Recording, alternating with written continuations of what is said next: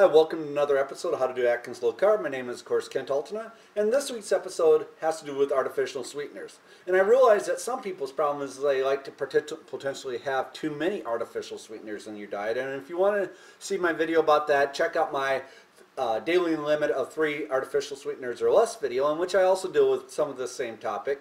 But this one is, what are the acceptable artificial sweeteners, especially in light of a number of new ones coming out since the new Diet Atkins Revolution book came out back in 2002. And of course everyone knows that Dr. Atkins recommended 2 out of that book. He recommended the sucralose, aka Splenda, and saccharin. Once again denouncing the myth that happened in the 70s regarding saccharin, that it causes cancer. Well, in the amounts that are acceptable within the Atkins diet, 3 servings or less per day, there's been no ever known case of cancer being caused by saccharin. Obviously, you also know that aspartame was discouraged in the book. When the book was released, stevia was also on the horizon, but was only approved as a herbal supplement and not approved as a food supplement or as a sweetener. So with that in mind, what has come out recently and what's advisable and what's potentially not advisable to have? Well, one of the things that has come out recently is obviously the approval of stevia as being a sweetener on the diet, and 2, the approval by the FDA of the stevia extract, the Ribana, which was developed by Cargill and Coca-Cola. And there's been a number of new products that have been released, as well as new actual end products that have included stevia or Ribana as being the sweetener. One of those happens to be Truvia, and the other one happens to be named Purevia.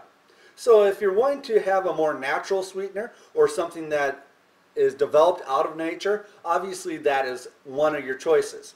Another choice of a sweetener that has come out of nature is obviously inulin or oligofructose.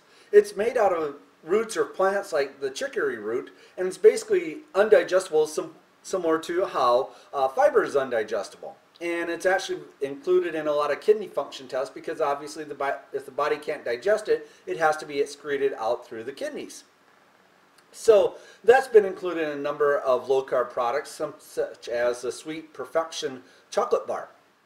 So if you're looking for a natural as opposed to artificial sweetener, inulin or oligofructose is another one. Xylitol is another naturally found substance made out of the birch tree bark. So there's another one, but one thing you got to be aware of with xylitol, it's also very dangerous to dogs. It will kill dogs. One more acceptable one that you might also see on a number of different products is ACE-K, asulfame potassium, and that's found in such things as Coke Zero, but it's usually not found strictly by itself. It's also tag teamed up with a different sweetener as well. Sometimes you also see it with Splenda, and it's that combination of the blending of the two that gives it the sweetness value. Just ACE-K by itself, I've never seen a product just have that sweetener in it. So that covers some of the acceptable ones, but what about the unacceptable ones? What are some that you potentially should stay away from? Well, let's deal with polyols, or sugar, also known as sugar alcohols. Let's deal with those. Well, sugar alcohols are neither sugar nor alcohols, but they contain their body structure similar to both of them. One of the more acceptable sugar alcohols is erythritol. That's the stuff that's also found in Truvia and is basically undigestible, similar to how inulin is also undigestible. And in comparison to a gram of sugar, it's 0.2 the calories of sugar. Now compare that to some of the other sugar alcohols like sorbitol or mannitol or maltitol. Those are basically 50 to 75% the digestibility of sugar. So basically one serving of those would equal about 50% of the digestibility or glucose that sugar would have.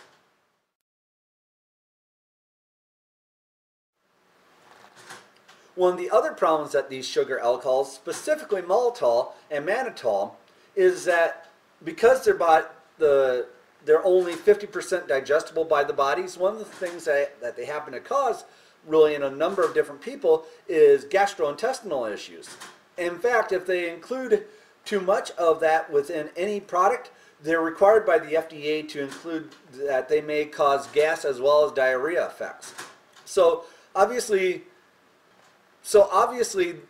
those are some of the more negative ones. Let's deal with some of the other ones. Well, some of the other new ones that are coming out is agave nectar. And basically that comes from the blue agave plant, the same stuff that makes tequila.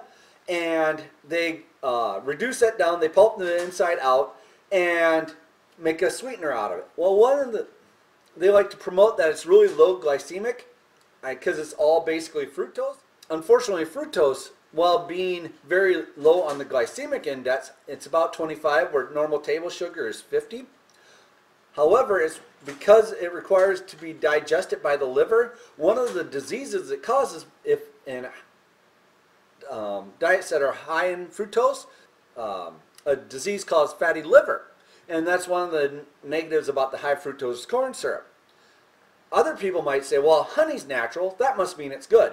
It also has the same problem that the agave nectar does, is it's very high in fructose. And finally, there's also been some other artificial sweeteners that have come out called Whey-Lo. Well, what Whey-Lo has in it is not only does it have sucrose and glucose in it, it also has lactose in it. All three of those which are simple sugars. And they rely upon the lower glycemic index to give a lower net impact carb rating than just if it was glucose alone. And finally, there are certain products that also include very valid artificial sweetener items like Splenda or stevia, and then they combine them with regular sugar to potentially make them easier for baking. Sun Crystals happens to include regular cane sugar with stevia. Splenda for baking, or brown sugar Splenda, it combines regular Splenda with their full cane sugar extract. So basically it's combining artificial sweetener with the real sweetener to hopefully get a better product. Unfortunately, what it does is simply just adds sugar back into your diet. So I hope this helps. I hope this delineates some of the artificial sweeteners that you may see out there in the marketplace, and which ones are more advisable to have and which ones are less advisable to have. And as my other video says, on a low-carb diet, you should be focusing on real foods. You should be focusing on foods that your grandmother would recognize. Not so much trying to get artificial sweeteners within your diet, but if you do, make sure you limit them to 3 servings or less per day. Well, have a good week and good day.